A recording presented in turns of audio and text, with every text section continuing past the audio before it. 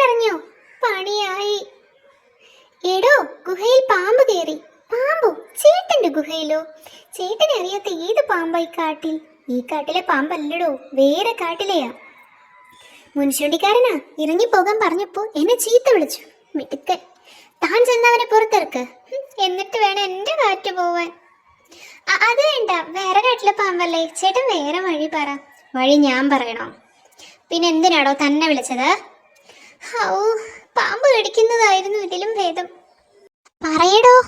ആ, ആലോചിക്കുക ചേട്ടാ. ഇങ്ങേരെയൊക്കെ കരിനാക്കന്റെ മുന്നിൽ കൊണ്ട് നിർത്തണം.